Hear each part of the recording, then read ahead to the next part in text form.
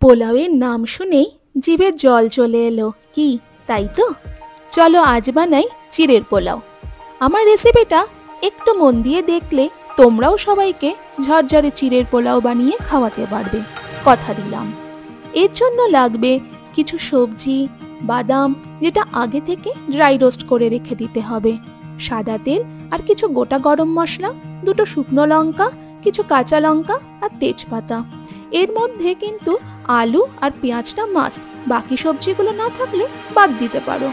নিয়ে নিতে হবে মোটা চিড়ে, যেটা ভালো করে 3 থেকে 4 বার ধুয়ে জল ঝরিয়ে রেখে দিতে হবে।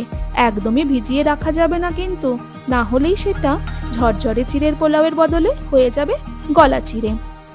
কড়াইতে সাদা তেল দিয়ে আলু, ফুলকপি আর গাজরগুলো ভাজতে হবে।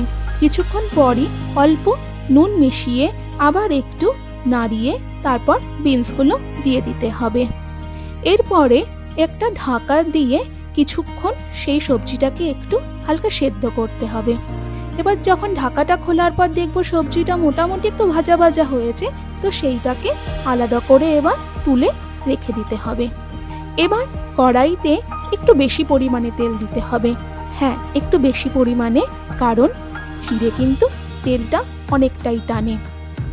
সেই তেলের মধ্যে গোটা গরম মশলা, তেজপাতা, শুকনো লঙ্কা, কাঁচা লঙ্কা ফোড়ন দিয়ে পেঁয়াজ দিয়ে দিতে হবে। পেঁয়াজগুলো এবার একটু যখন ভাজা ভাজা হয়ে যাবে, তখন যে ভেজে রাখা সবজিগুলো ছিল সেগুলোকে দিয়ে এবার নাড়াতে হবে। এরপরে পরিমাণ মতন যতটা তোমাদের নুন দরকার সেই নুন আর আরেকটু পরিমাণে হলুদ দিয়ে সবজিগুলোকে আরেকবার নাড়াতে হবে। তারপর জল ঝরিয়ে রাখা চিড়েকে অল্প অল্প করে মেশাতে হবে। ভালো করে সব সবজির সাথে মিশে গেলে অল্প পরিমাণে গরম মশলা আর সুগন্ধযুক্ত ঘি দিয়ে দিতে হবে। আর বাদাম যেটা ছিল সেটা কিন্তু দিতে ভুলো না।